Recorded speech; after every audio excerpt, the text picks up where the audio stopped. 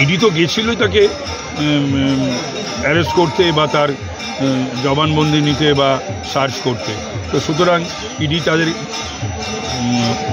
অধীনে নেবে, তো সেটা তো আর বলার অপেক্ষা রাখে না। আপনার সম্পর্কে সুদীপ বন্দ্যোপাধ্যায় কিছুই বললেন না, শুধু নো কমেন্টস। না, আমি খুশি হব নো কমেন্টস আর এনি কমেন্টস। আমি যে কোনো কমেন্টস জন্যে আমি প্রস্তুত আছি। আর আমি তাকে ওপেন বলেওছি, আজকেও আবার বলছি যে কোনো দিন যে কোনো জায়গায় যে কোনো চ্যানেলে যে কোনো স্থানে আমি আহ্বান করছি। তবে উনি তো খুব অহংকারী, যে অহংকারের কোনো কারণ নেই, কারণ ছাড়া অহংকারী। উনি আমাকে 50টা প্রশ্ন করবেন, আমি তৈরি। আমি 10টা প্রশ্ন করব। 10:50 যে কোনো জায়গায় যে কোনো দিন। প্রায়োরিটি কোনটাকে তিনি অগ্রাধিকার দেবেন, কি করবেন এবং কি করবেন না, এ নিয়ে আমার প্রতিক্রিয়া দেওয়ার কোনো ইচ্ছা নেই। অভিজিৎ গাঙ্গুলি একটা জুডিশিয়াল ফিল্ড থেকে রাজনৈতিক ফিল্ডে এসে তিনি কিন্তু ভালো ব্যাট করতেন এবং তিনি একদম রীতিমতো শুভেন্দু অধিকারীর ধাতে শাসানি হুমকি সবই দিচ্ছেন।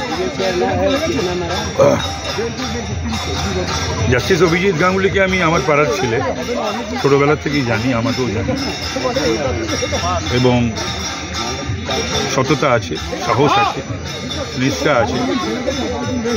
যেভাবে হাইকোর্টের বিচারপতি হিসাবে তিনি ওই অর্ডারগুলো বা সিদ্ধান্তগুলো না নিলে আজকে অনেক কিছুই আনার হতো না।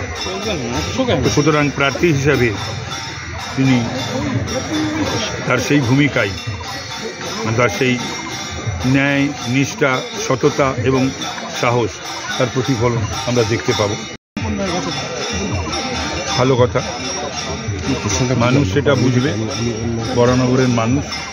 বরানগরের মানুষ তাকে আগামী দিনে তাদের বিধায়ক হিসেবে নির্বাচিত করবেন, সেটাও তারা নিশ্চয়ইভাবে।